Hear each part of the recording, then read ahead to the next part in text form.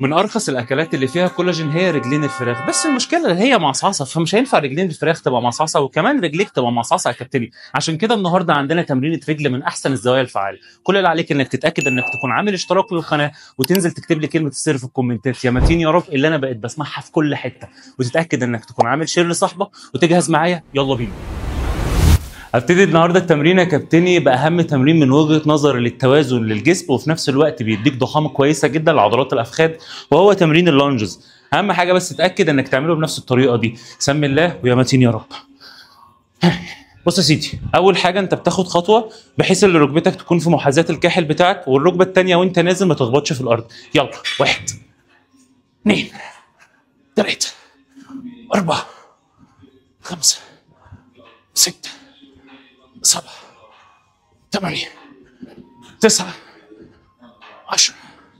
كده يبقى انا عملت 5 لكل رجل. يلا 1 2 3 4 5 6 7 8 9 10.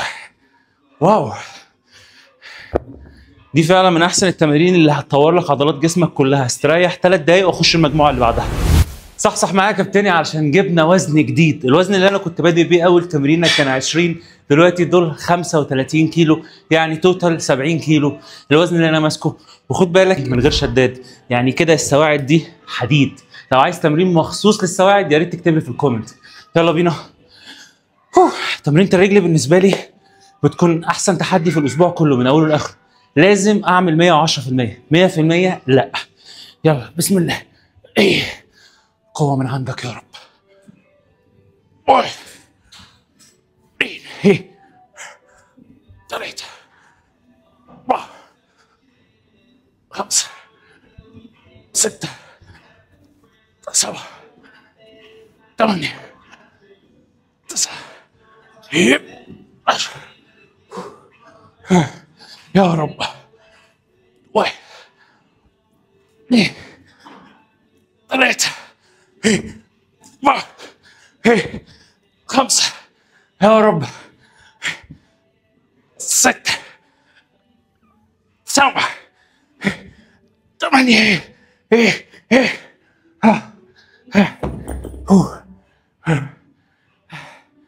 عنيفة.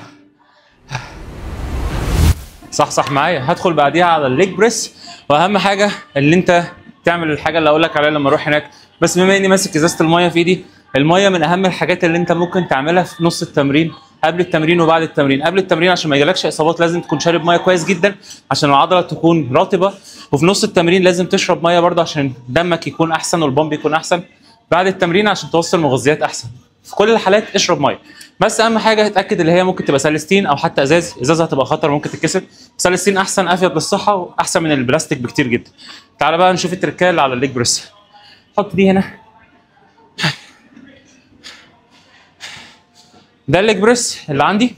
انا مش عايز اتقل في الاوزان، فعشان كده حطيت 6 23 و6 15 وبدات باللونجز علشان ما اشيلش اوزان كتير. هدفي النهارده التكنيك والعده الكامله من فوق ومن تحت. دي نقطه. النقطه الثانيه، لو مش معاك فوطه دايما اقلع التيشيرت وحطه على الجهاز اللي انت بتستخدمه لسببين مهمين جدا. اول سبب علشان ما تنامش على العرق بتاع الناس التانية. تاني سبب علشان الناس اللي تنام بعديك او تستخدم الجهاز ما يكونش فيه العرق بتاعك فيه. ده من حقهم وده من حقك. فركز كويس جدا في النظافه الشخصيه، ان احنا في الجيم كلنا بنتمرن سوا وكلنا دافعين الاشتراك سوا، فلازم كلنا نبقى مبسوطين ببعض وبنحب بعض كمان. يلا بينا. وانا دلوقتي بقالي حوالي 4 دقايق اخد راحه. هحط رجلي 11 ولا 7 ولا 8، سيبك من الكلام ده. 11 مستوى حوضك، توكل على الله.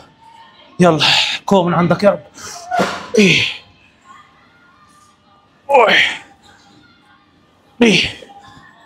3 4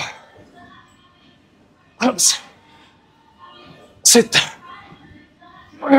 7 8. واحدة كمان يا رب.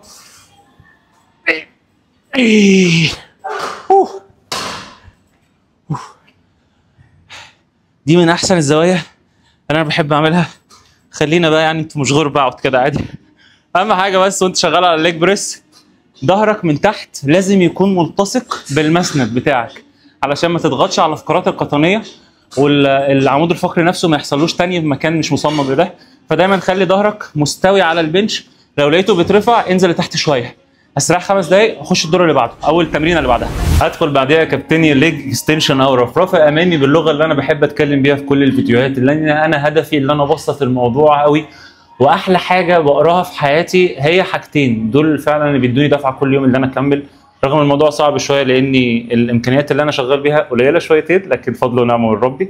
اللي في حد يقول لي يبعت لي كومنت مثلا يقول لي انا بدات التمرين بسبب الفيديوهات بتاعتك، او في حد تاني يدعي لي كده لوجه الله ويقول لي بحبك في الله. دي حاجات مهمه جدا، عشان كده انا بتكلم ببساطه، لاني الناس اللي بتتمرن مش عايزه تحضر دكتوراه في التمرين، هي عايزه تتمرن وتستفيد بس. فالمدربين بقى اللي هم السايند بيز متربيين على فكره اللي انا لو عوجت لساني هبقى شخص بفهم اكتر، مش شرط. على فكره انت لو بتعرف تتكلم انجليزي ما بتعرفش تتكلم لغتك الام كويس يبقى في مشكله عند حضرتك مش العكس. يلا بينا. 1 2 3 4 5 6 7 8 9 10. دي من احسن الزوايا اللي انت ممكن تاخدها. وكمان في عندي ليك مفاجاه كويسه جدا جدا جدا جدا. انا عملت لك النهارده في الفيديو ده، وانت بتشوف الفيديو ده ليك القابليه اللي انت لو اشتركت شهر تاخد عليه شهر هديه، وكمان ثالث شهر كمان تاخد خصم 50% عليه وانت بتجدده. النظام التدريبي بيكون مصور بالفيديوهات مشروح بالكامل، نظام غذائي بتفق عليه انا وانت مش بجبرك على اكل معين، كمان المتابعه طول الاسبوع على واتساب. مش محتاج اكتر من كده، ابعت لي ونتكلم في التفاصيل، وهاخد 5 دقايق راحه واخش المجموعه اللي بعدها او التمرين اللي بعدها. هدخل بعديها على الرومانيان ديد ليفت، وخد بالك اللي هي ممكن تيجي معاك ديد ليفت مش رومانيان ديد ليفت، فعشان تبقى عارف الفرق.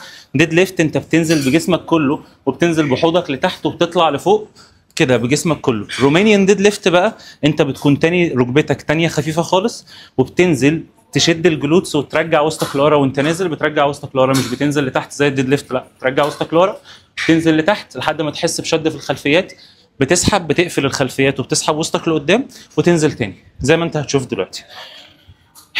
اقف رجليك تبقى في نص البار بالظبط وانزل امسك افرد ظهرك كويس وابتدي الحركه من هنا.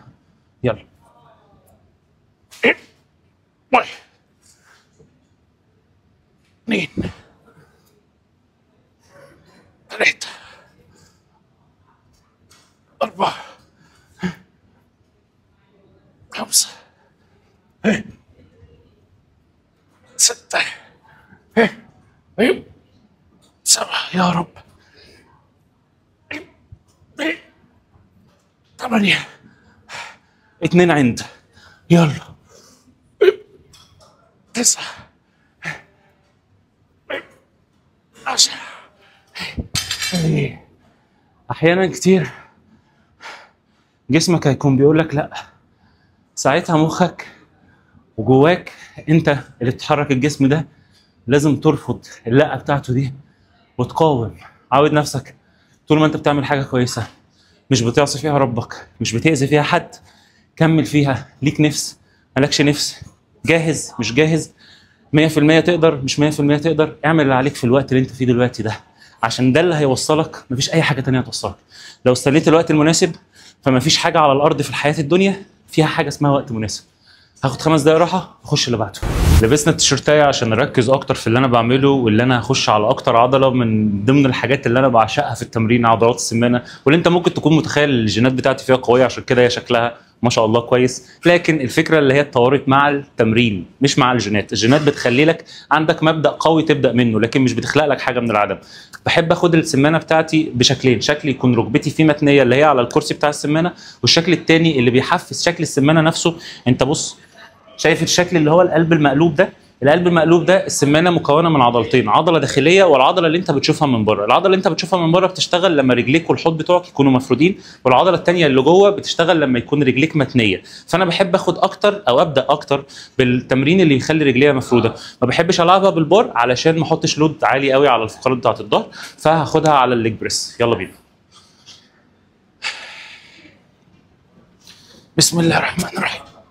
هحط رجلي 11 عادي جدا، بس هحط المشط بتاع الرجل بس مش الرجل كلها، وازق لقدام وابتدي اعمل اقصى مدى حركه لتحت ولفوق.